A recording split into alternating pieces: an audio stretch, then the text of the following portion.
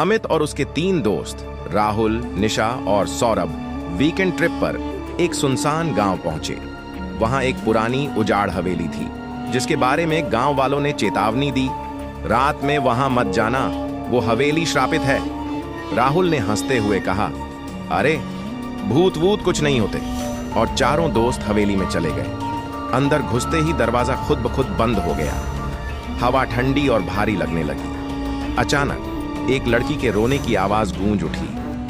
अमित ने मोबाइल की टॉर्च जलाकर देखा।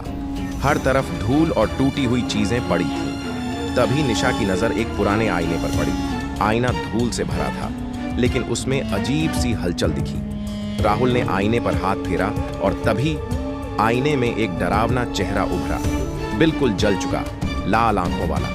सबके दिल की धड़कनें तेज हो गईं। अचानक आईना खुद ब खुद गिरकर चकनाचूर हो गया और पीछे दीवार पर खून से लिखा था, तुम सब मरने वाले हो।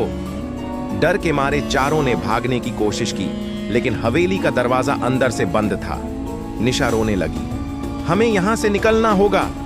तभी पीछे से किसी के पैरों की घसीटने की आवाज आई। अमित ने पलट कर देखा। एक सफेद साड़ी पहने लड़की जिसका चेहरा अधझला था, धीरे धीरे उनकी तरफ बढ़ रही थी। उसकी आंखें पूरी काली थीं। राहुल चिल्लाया, भागो!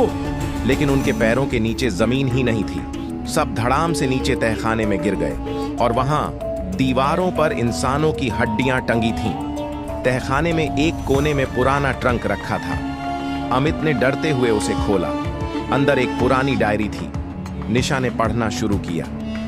मेरा नाम कालिंदी है। मुझे इस हवेली के मालिक ने जिंदा जला दिया।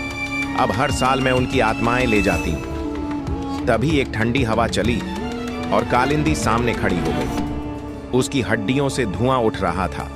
उसने हाथ उठाया और सौरभ जमीन से हवा में उठ गया। उसकी गर्दन धीरे धीरे मुड़ने लगी। अमित ने जल्दी से डायरी के पन्ने पलटे। आखिरी पेज पर लिखा था, अगर कोई मेरा बदला पूरा करे तो मैं मुक्त हो जाऊंगी।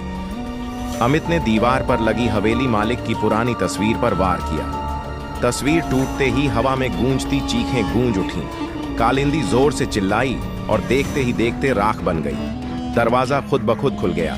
चारों भागते हुए बाहर निकले। जैसे ही उन्होंने मुड़कर देखा, हवेली गायब हो चुकी थी, जैसे वहां कुछ था ही नहीं। लेकिन निशा के हाथ पर किसी के जलते हुए हाथ का निशान था।